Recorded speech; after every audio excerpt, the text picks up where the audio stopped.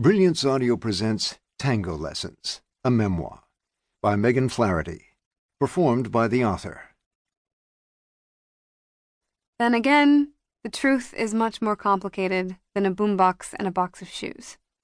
The folded memory of Argentina in a winter coat 10 years forgotten is a pretty thought, perhaps the best one, but tango was more to me, even then, than artifact or curio, and I knew more of sadness than I knew how to admit.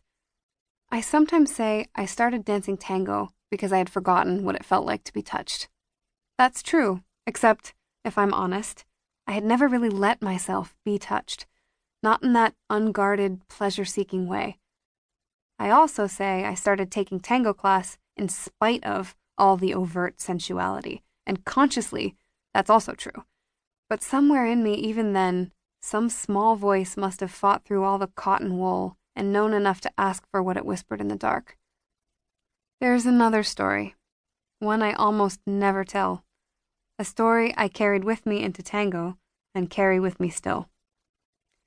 It is the story of a very little girl, hiding from her male relations in a life already half forgotten.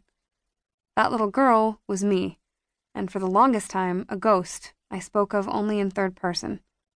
I'd wait, sometimes for years, until I was sure enough of someone.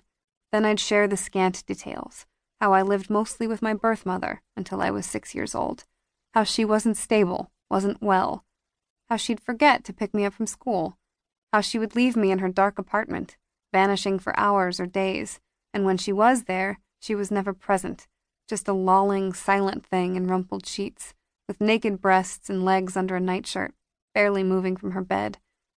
I never felt it was her fault. She herself had been abused, by threat of vengeful God, by cruel mother, forceful father, and by her brother's grown-up lusts. I would explain about their sad eyes and leather belts, about their calloused fingers and their nails black with grime, how they would stare at her, at us. I would explain about the cocaine and her deep dissociation. Half the time, you see, she could not know that I was there to be forgotten. I tell myself she hid beneath the decades, under mounds of substances and men and money. She chose oblivion.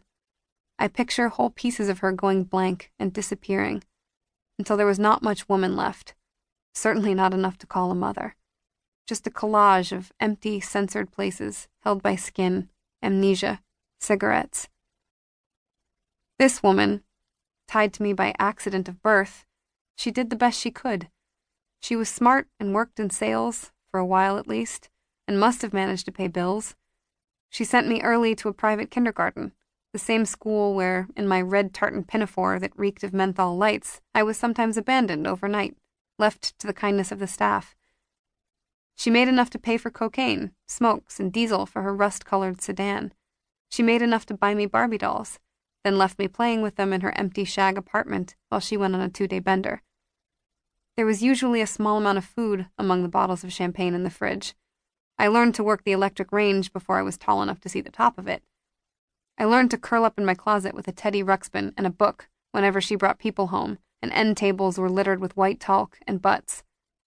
I learned to hold my tongue while driving through the white, flat, frozen nothing of Nevada to her parents' trailer for the holidays, avoiding the chicken coop one bearded uncle had made his home. Most weekends, and for 2 weeks every summer, she did the humane thing and passed me to my dad, who wanted custody but wanted confrontation less. He drove 3 hours each way up the California coast and carried me with him through his world of contractors and daiquiris and backyard barbecues and paperbacks. To him, my weekdays were a bad dream he did not wish to see, but soothed. His best efforts could not protect me from the edges of the darkness she had weathered. That darkness had disgusted him during the 2 years they were married.